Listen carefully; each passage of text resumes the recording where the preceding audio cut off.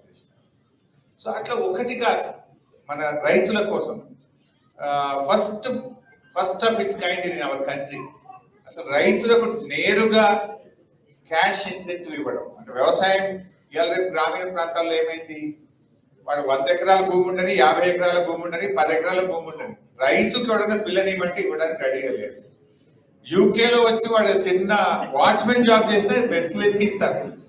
కారణం ఏమైంది, ఎందుకు జరిగింది అంటే రైతు అంటే ఆదాయం తగ్గింది, రైతు వ్యవసాయం అంటే చిన్న చూపు అయింది, అది లాభసాటిగా లేదు, ఎంత చేసినా కష్టమే అనేటువంటి భావన వచ్చింది.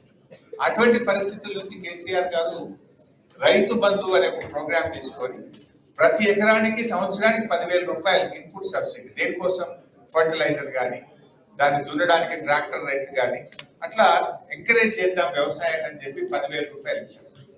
24/7 క్వాలిటీ పవర్ ఇచ్చాం. చెక్ డ్యాంలు చెరువులు బాగా చేసి ప్రాజెక్టులు కట్టి సాగునీరు అందించాం. దాంతో వ్యవసాయం లాభసాటిగా మారింది. దాని పర్యవసానమే మీరు ఒక్కసారి గుర్తు తెచ్చుకోండి, బహుశా మీ అందరికి ఎక్స్పీరియన్స్ ఉంటుంది. బిఫోర్ 2014 అండ్ ఆఫ్టర్ 2014 మీరు చూడండి ఒకసారి. 2014 ముందు ఏ కరీంనగర్, మహబూబ్ నగర్, నల్గొండ మనం ఎక్కడ పోయినా కూడా 3 లక్షలు 2 లక్షల రూపాయలకి ఎకరం భూమి ఉండేది. కానీ కేసీఆర్ గారు వచ్చిన 5 ఏళ్లలో 3 లక్షలు 30 లక్షలు అయింది, 2 లక్షలు 20 లక్షలు అయింది. అసలు తెలంగాణలో ఎక్కడ కూడా 50 లక్షల్లో భూమి లేకుండా. సో అట్లా రైతు బంధు అనే మనం స్టార్ట్ చేసిన ప్రోగ్రామ్ గవర్నమెంట్ ఆఫ్ ఇండియా కూడా ఆలోచించి ఇది మంచి ప్రోగ్రామ్ అని చెప్పి దాని పేరు మార్చి పిఎం కిసాన్ యోజన పేరు మీద దేశం మొత్తం కూడా రైతు బంధును రిప్లికేట్ చేసినారు. Like that every program Telangana ఆచరిస్తుంది, భారతదేశం అనుసరిస్తుంది అన్నంత గొప్ప పేరు మన రాష్ట్రానికి. అది విద్యుత్ వినియోగంలో కావచ్చు, కరెంట్ లో కావచ్చు, రోడ్ ట్రాన్స్పోర్ట్ కావచ్చు, డ్రింకింగ్ వాటర్, అట్లా ఏ సెక్టర్ తీసుకున్నా కూడా Telangana has become a model. అసలు మన ప్రభుత్వం ఉన్నప్పుడు ఆల్మోస్ట్ ఎవ్రీ మంత్ ఏదో ఒక స్టేట్ నుంచి ఏదో ఒక డెలిగేషన్ వచ్చేది. డ్రింకింగ్ వాటర్ స్టడీ చేసుకోవడానికి, పవర్ సెక్టర్ స్టడీ చేయడానికి, హరితహారం స్టడీ చేయడానికి. యూకేలో మేము నిన్నటి నుంచి తిరుగుతా ఉంటే జస్ట్ అకాడమిక్ గా తెలుసుకుంటున్నాం. ఒక చెట్టుకు కొట్టాలంటే ఎంత కష్టం, ఇక్కడ చెట్లను ఎంత జాగ్రత్తగా చూస్తారు, ఎన్విరాన్మెంట్ ఎంత బాగా ప్రొటెక్ట్ చేస్తారు, ఎన్విరాన్మెంట్ హౌ ఇంపార్టెంట్ హియర్ అనేది నాకు చెప్తా ఉంటుంది మన మిత్రులందరూ కూడా. సేమ్ థింగ్ కేసీఆర్ గారు ఆలోచించారు. నో అదర్ చీఫ్ మినిస్టర్ ఇండియాలో ఎవరు చేసి ఉండరు. మన తెలంగాణ రాష్ట్రం ఏర్పడిన తర్వాత 7.7% గ్రీన్ కవర్ పెంచి ఇండియాలో ఫస్ట్ అండ్ నంబర్ 1 స్టేట్ గా తెలంగాణ చేసుకుంది. 10 years లో 7.7 గ్రీన్ కవర్ పెరిగింది. జనరల్ గా గ్రీన్ కవర్ పెంచితే ఓట్లు రావు, ఓట్లు వచ్చేది కాదు, ప్రజలకు వెంటనే రిలీఫ్ కానీ దాని అర్థం కాదు.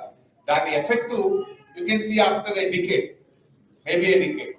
సో అది పొలిటీషియన్స్ కు నచ్చే ప్రోగ్రామ్ కాదు. కానీ కేసీఆర్ ఇస్ ఎ విజనరీ. నేను కాదు, నా రాష్ట్రం ముఖ్యం, నా ప్రజలు ముఖ్యం అనుకున్నాడు కనుక 10 ఏళ్లలో 7.7 గ్రీన్ కవర్ పెంచారు. దాన్ని చాలా ఇంపార్టెంట్ తీసుకుంది. ఎందుకంటే ఆరోగ్య తెలంగాణ అంటే మంచి ఆసుపత్రులు కట్టడం కాదు, మన జీవన ప్రమాణాలు పెంచడమే అది నిజంగా ఆరోగ్య తెలంగాణ అవుతుంది. సో నీ quality of air, quality of water, నీ road network, all these things are very important. అట్లా మన రాష్ట్రాన్ని అద్భుతంగా అభివృద్ధి చేసుకొని పోయినాం. సో అందుకే తెలంగాణ ఈ దేశంలోనే ఒక నంబర్ 1 రాష్ట్రంగా అభివృద్ధి జరిగింది. సరే అన్ఫార్చునేట్లీ వాళ్ళకు అర్రాస్ పాటలాగా పాడింది. కేసీఆర్ 10,000 రైతు బంధు ఇచ్చింది కదా, నేను 15,000 ఇస్తాను. ఒక ఆయన మెదక్ ఎమ్మెల్యే, మీరు ఎప్పుడైనా వీడియో చూసిందో లేదో, ఎలక్షన్ లో పోటీ చేసిన ఆయన, కేసీఆర్ 24 గంటల కరెంట్ ఇచ్చిండు, రోజుకు నేను 48 గంటలు ఇస్తాను. చూసిందే సోషల్ మీడియాలో. సో అట్లా వాళ్ళు మాట్లాడేసినారు, ఏది పడితే అది మాట్లాడినారు. కేసీఆర్ ఆడపిల్ల పెళ్లికి 1,00,000 రూపాయలు ఇస్తున్నాడు కదా, మేము ఇంకా తులం బంగారం కల్పిస్తామన్నారు. సో అట్లా ఏది మాట్లాడినా చెప్తూ ప్రజల్లో ఒక రకమైన మార్పు తెచ్చారు. ఒక చిన్న ఎగ్జాంపుల్ కూడా చెప్తాను. ఒక రోజు నా దగ్గరికి పంచాయత్ సెక్రటరీలు వచ్చినారు, అంటే విలేజ్ ఆఫీసర్స్, విలేజ్ అడ్మినిస్ట్రేషన్ చూసి officers. They all came to almost వాళ్ళ అసోసియేషన్ 15 మంది వచ్చినారు. చాలాసేపు కూర్చోబెట్టి మాట్లాడుతుంటే they gave a representation saying that we have so much ఎన్నో ఇష్యూస్ ఉన్నాయి, మాకు చాలా కష్టాలు ఉన్నాయి, మాకు గ్రామ పంచాయతీలకు డబ్బులు రాక మేమందరూ అప్పులపాలైపోయాము, ట్రాక్టర్లో డీజిల్ పోయడానికి కూడా ప్రభుత్వం డబ్బులు ఇస్తలేదు, మా రెగ్యులరైజేషన్ కావట్లేదు, వాళ్ళ గ్రీవియన్స్ అంతా చెప్పారు. వాళ్ళు అడిగాడు నేను, అంటే మీకు ఉద్యోగాలు ఎవరు ఇచ్చిందా బాబు అన్నారు. కేసీఆర్ గారు ఇచ్చారు. అప్పుడు ఒకేసారి 10,000 జాబ్స్ ఇచ్చారు. పంచాయత్ సెక్రటరీస్ ఉద్యోగాలు ఎవరు ఇచ్చారు? కేసీఆర్. ట్రాక్టర్లు ఎవరు ఇచ్చారు? కేసీఆర్ గారు ఇచ్చారు. మీకు పవర్స్ డెలిగేట్ చేసింది ఎవరు? ప్రతిదానికి కలెక్టర్ దగ్గరకు, ఆర్డీఓ దగ్గరకు అనుకుంటా పవర్స్ డెలిగేట్ చేసింది ఎవరు? కేసీఆర్ గారు ఇచ్చారు. మరి మీరే కదరాపై మమ్మల్ని ఒడగొట్టింది అని అంటే ఒక మంచి మాట చెప్పింది. నేను కూడా ఐ రియలైజ్ ఏమన్నాడు ఒక సెక్రటరీ అందరూ వేసి, మాకు ఎట్లా తెలిసిందన్నా మీ విలువ? తెలంగాణ వచ్చినాక డైరెక్ట్ మీరే గవర్నమెంట్ లోకి వచ్చిండ్రు, 2 టర్మ్లు మీరే ఉన్నారు, వాళ్ళు ఏదేదో చెప్తున్నారు కదా, వాళ్ళు ఏదో చెప్తే ఇంకా బాగా అయితేమో ఇంకా బెటర్గా ఉంటుందేమో అని అనుకున్నాము. నౌ వీ రియలైజ్డ్ గవర్నమెంట్ మారింది కంటే we realized we are able to judge. ఇప్పుడు అర్థమైందన్న ప్రభుత్వం మారిన తర్వాత పాతది ఏంటి కొత్తది ఏంటి, మేము ఏం మిస్ అయ్యామో, మేము ఏం కోల్పోతున్నామో మాకు అర్థమైంది అన్నారు. అంతకుముందు అన్న 10 ఏళ్ళు మీరే ఉన్నారు రాష్ట్రం ఏర్పడిన తర్వాత, నేరుగా మన ప్రభుత్వం ఉండడం వల్ల కంపేర్ చేసుకోవడానికి మాకు ఆపర్చునిటీ లేకుండా పోయింది.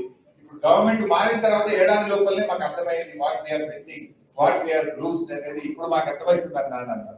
సో అట్లా తెలంగాణలో చాలా మార్పులు వచ్చింది. ఇలా చెప్పుకుంటూ పోతే చాలా విషయాలు ఉన్నాయి. బాగా డెవలప్ అయింది స్టేట్. గతంలో చంద్రబాబు నాయుడు కూడా మీరు స్పీచ్ చూస్తుంటారు, ఆయన మాట్లాడేవాడు.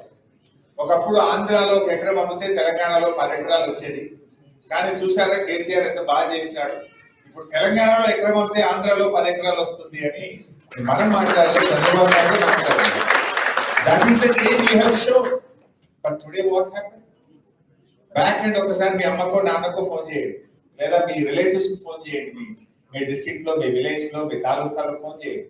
ఈ రోజు ఎవరైనా భూమి అమ్ముతా అంటే కొనేవాడు లేడు. కేసీఆర్ ఉన్నప్పుడు 50 లక్షల ఎకరం పోయిన భూమి ఇప్పుడు ఎవరైనా ఆడపిల్ల పెళ్లి ఉందో, పిల్లల్ని యూకేలో చదివించాలంటే 30 లక్షలకు అమ్ముతారు. 10, 20 తక్కువ అంటే కూడా కొంటూ లేకుంటాయి. మరి ఎందుకంటే మారింది? కేసీఆర్ పెంచింది ఎట్లా, ఇప్పుడు దిగింది ఎట్లా? ఎక్కడ లోపం ఉంది, ఎక్కడ అడ్మినిస్ట్రేషన్ లో లోపం ఉంది, ఇవాళ ఆలోచించాల్సిన అవసరం. ఒక పాజిటివ్ యాటిట్యూడ్. అంటే మన కేసీఆర్ గారు ఎంతసేపు ఆయన ఆల్వేస్ స్పీక్స్ పాజిటివ్. నాది ధనిక రాష్ట్రము, నా రాష్ట్రం అద్భుతంగా అభివృద్ధి జరుగుతుంది అని ఒక పాజిటివ్ ఎన్విరాన్మెంట్ ను స్టేట్ లో క్రియేట్ చేసినారు. మనీ రోల్ అయ్యేది కేసీఆర్ గారు ఉన్నప్పుడు, కానీ ఈ రోజు ఆ పరిస్థితి లేదు తెలంగాణ. ఎవరిని మాట్లాడించినా చాలా ఇబ్బందులు వచ్చినాయి. People are also realized. ఏమైంది, రైతు బంధు 2 పంటలకు రానే లేదు. చాలా చెప్పిన విషయాలు కొత్త దేవుడు ఉన్నాయి కూడా ఒకటొకటి బంద్ అవుతా ఉన్నాయి. దాంతో ప్రజలు కూడా అర్థం చేసుకుంటున్నారు. సో అట్లా ఇవాళ తెలంగాణలో కూడా మళ్ళీ ఎప్పుడు ఎన్నికలు వచ్చినా ప్రజలు కేసీఆర్ ను, బీఆర్ఎస్ ను గెలిపించడానికి ఇవాళ సిద్ధంగా ఉంటారు. సో పీపుల్ ఇప్పుడు అర్థమైంది. సో కొన్ని సందర్భాల్లో మనం కూడా కొన్ని చిన్న తప్పులు జరగవచ్చు. సో వాటిని మనం కూడా సరి చేసుకుంటాం, మనం కూడా దాన్ని వాటి అన్నింటినీ కూడా రెక్టిఫై చేసుకొని మనము కూడా ముందుకు వెళ్తున్నాం యాజ్ బీఆర్ఎస్ పార్టీ. ఎందుకంటే మీరందరూ కూడా ఇవాళ ఎంతో గర్వపడే విధంగా కేసీఆర్ గారు తన పాలన అందించారు. సపోజ్ ఇక్కడ అన్ని రాష్ట్రాల వాళ్ళు ఉంటారు ఇండియా నుంచి, పీపుల్ ఫ్రమ్ తమిళనాడు, కేరళ, కర్ణాటక, లేదా సౌత్ ఇండియానే కాదు నార్త్ ఇండియా నుంచి కూడా ఉంటారు. కంపారిజన్ లో మీరు ఎంత ప్రౌడ్ గా చెప్పగలుగుతారు? మా స్టేట్ లో 24/7 agriculture free power in our state అంటే నో అదర్ స్టేట్. ఇండియా ఇప్పటికీ ఉత్తరప్రదేశ్ లో పోతే ఏదైతే UP considered to be the largest state and highest population. ఈ రోజు కూడా యూపీలో డీజిల్ పంపులు ఉంటాయి కదా, ఎలక్ట్రిసిటీ 100% లేదు. ఆ ఉన్న చోట కూడా రైతులకు they give only 6 to 8 hours ఇస్తారు. 6 to 8 అవర్స్. ఇంకా కొన్ని చోట్ల డీజిల్ పంప్స్ ఉంటాయి. మన దగ్గర అసలు 24/7 ఫ్రీ పవర్ ఇవ్వలేదు.